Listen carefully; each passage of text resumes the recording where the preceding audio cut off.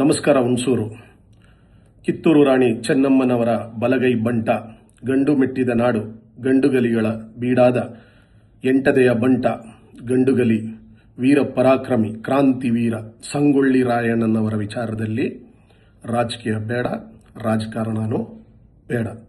ಹುಣಸೂರಿನಲ್ಲಿ ಈಗಾಗಲೇ ಸುಮಾರು ದಿನಗಳಿಂದ ಜನರಲ್ಲಿ ನೆಮ್ಮದಿ ಹೊರಟೋಗಿದೆ.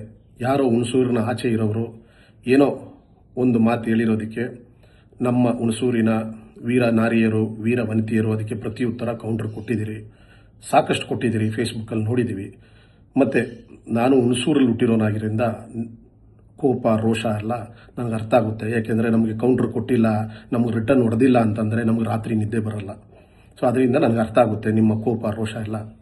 ಈಗ ಆಗಿದ್ದಾಗೋಯ್ತು.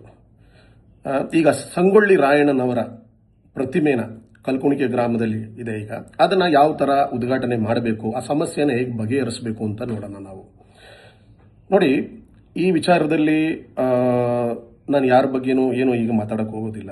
ಏಕೆಂತಂದರೆ ಆಲ್ರೆಡಿ ನೆಮ್ಮದಿ ಕಳ್ಕೊಂಡು ಹುಣಸೂರು ಎರಡಾಗಿದೆ, ಆಯ್ತಾ.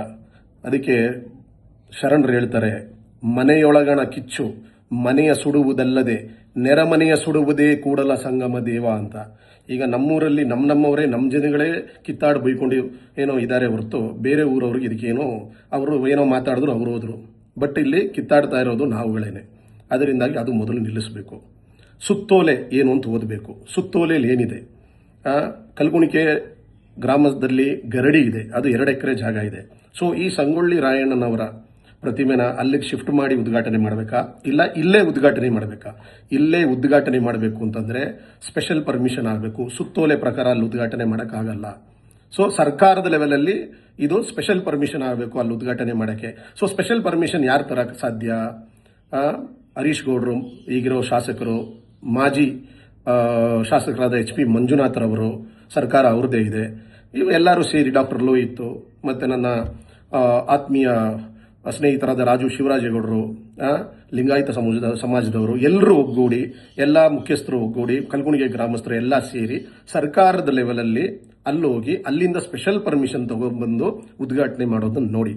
ಅದು ಬಿಟ್ಟು ನಾವೇ ಕಿತ್ತಾಡಿಕೊಂಡು ಏನೋ ಫೇಸ್ಬುಕ್ಕಲ್ಲಿ ಬೈಕೊಂಡು ಜಗಳ ಮಾಡ್ಕೊಂಡು ಏನೋ ಪ್ರಯೋಜನ ಇಲ್ಲ. ಮತ್ತೆ ಇನ್ನೊಂದು ವಿಚಾರ ಹೇಳಬೇಕು ಅಂತಂದರೆ, ಕುರುಬರ ಏನೋ ಇಲ್ಲದೆ ನಮ್ಮ ಸಮಾಜ ಮುಂದೆ ಹೋಗಲ್ಲ. ಅವರು ಅಪಾರವಾದ ಕೊಡುಗೆ ಇದೆ ನಮ್ಮ ಕರ್ನಾಟಕದಲ್ಲಿ. ವಿಜಯನಗರ ಸಂಸ್ಥಾಪಕರು, ಹರಿಹರ ಬುಕ್ಕರು ಕುರುಬರು.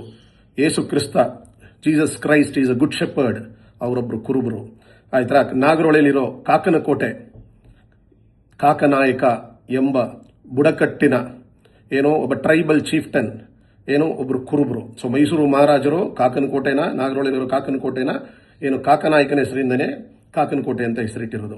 ಸೊ ಅದರಿಂದನೇ ಹಂಸಲೇಖರವರು ಒಂದು ಗೀತೆ ಬರೀತಾರೆ, ಡಾಕ್ಟರ್ ರಾಜ್ಕುಮಾರ್ ಅವರು ಹಾಡ್ತಾರೆ, ಕುರುಬನಿಲ್ಲದ ಕುರಿಗಳ ಮಂದೆ ಮುಂದೆ ದಾರಿ ಕಾಣದಾಗಿದೆಯೋ ತಂದೆ, ಕುರುಬನಿಲ್ಲದ ಕುರಿಗಳ ಮಂದೆ ಮನಕ್ಕೆ ಶಾಂತಿ ನೀಡೋ ಅಯ್ಯಪ್ಪ, ಜನಕ್ಕೆ ಶಾಂತಿ ನೀಡೋ ಅಯ್ಯಪ್ಪ, ಕುರುಬನಿಲ್ಲದ ಕುರಿಗಳ ಮಂದೆ ಮುಂದೆ ದಾರಿ ಕಾಣದಾಗಿದೆಯೋ ತಂದೆ. ಆ ಬರೆದಿರೋ ಹಾಡು ಬಂದು ಬರೀ ಕುರಿಗಳಿಗೆ ಮಾತ್ರ ಅಲ್ಲ, ಈವನ್ ನಮ್ಮ ಜನಗಳಿಗೂ ಕುರುಬರು ಇಲ್ಲೇ ನಮ್ಮ ಸಮಾಜ ಮುಂದೆ ಹೋಗಕ್ಕೆ ಸಾಧ್ಯ ಇಲ್ಲ, ಆಗೋದು ಇಲ್ಲ. ಅದರಿಂದಾಗಿ ಸಂಗೊಳ್ಳಿ ರಾಯಣ್ಣನ ಪ್ರತಿಮೆನ ಉದ್ಘಾಟನೆ ಮಾಡಲೇಬೇಕು. ಬಟ್ ಅದಕ್ಕೆ ಸ್ಪೆಷಲ್ ಪರ್ಮಿಷನ್ನು ಎಲ್ಲರೂ ಓಡಾಡಿ ಅದನ್ನು ತಗೋಬರೋದು ನೋಡಿ. Thank you.